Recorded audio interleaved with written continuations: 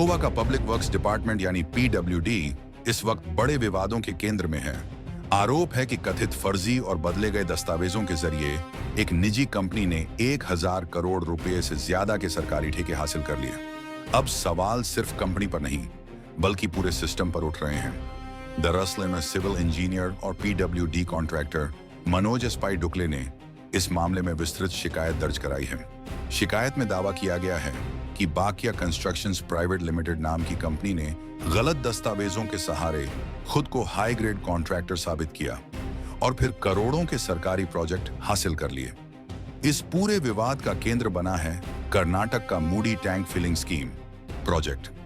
आरोप है कि इसी एक प्रोजेक्ट के 3 अलग-अलग कंप्लीशन सर्टिफिकेट्स गोवा की अथॉरिटीज के सामने पेश किए गए। अब सवाल ये उठ रहा है कि जब एक ही काम के अलग-अलग दस्तावेज सामने आए तो विभाग ने जांच क्यों नहीं की? क्या अधिकारियों को ये गड़बड़ी दिखाई नहीं दी या फिर जानबूझकर नजरअंदाज किया गया?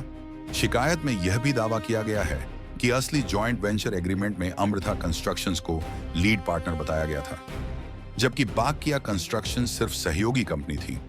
लेकिन गोवा में जमा किए गए दस्तावेजों में बाकिया को मुख्य कंपनी की तरह पेश किया गया। यानी आरोप यह है कि कंपनी की योग्यता और अनुभव को बढ़ा चढ़ाकर दिखाया गया ताकि उसे क्लास IAA यानी सुपर कॉन्ट्रैक्टर का दर्जा मिल सके। यही वह श्रेणी है जो सबसे बड़े और सबसे महंगे सरकारी टेंडरों में भाग लेने का रास्ता खोलती है। मामले में एक और प्रोजेक्ट का नाम सामने आया है, कर्नाटक के शिवमोग्गा जिले का अक्का महादेवी मेमोरियल प्रोजेक्ट, जिसकी कीमत करीब 51 करोड़ रुपए बताई गई है।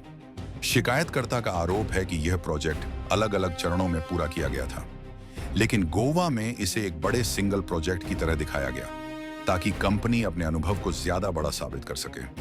सबसे अहम बात यह है कि शिकायत में गोवा पीडब्ल्यूडी के नियमों का भी हवाला दिया गया है, जिनके मुताबिक जॉइंट वेंचर में मिले अनुभव का इस्तेमाल कोई एक पार्टनर अलग से नहीं कर सकता। बावजूद इसके कंपनी को मंजूरी कैसे मिली? यही सवाल अब पूरे सिस्टम पर खड़े हो रहे हैं। शिकायत में आरोप लगाया गया है कि एनलिस्टमेंट कमेटी ने जरूरी नियमों और दस्तावेजों की सही तरीके से जांच नहीं की, और यह सिर्फ लापरवाही नहीं बल्कि विलफुल लुक अवे यानी जानबूझकर आंखें मूंद लेने जैसा मामला हो सकता है। अब इस पूरे विवाद ने गोवा सरकार और पीडब्ल्यूडी की कार्यप्रणाली पर गंभीर सवाल खड़े कर दिए हैं, क्योंकि मामला सिर्फ एक कंपनी का नहीं बल्कि जनता के टैक्स के 1000 करोड़ रुपए से जुड़े सरकारी ठेकों का है। फिलहाल मामले की आधिकारिक जांच और सरकार की प्रतिक्रिया का इंतजार है, लेकिन इस खुलासे ने एक बार फिर सरकारी टेंडर सिस्टम की पारदर्शिता और जवाबदेही पर बड़ी बहस छेड़ दी है।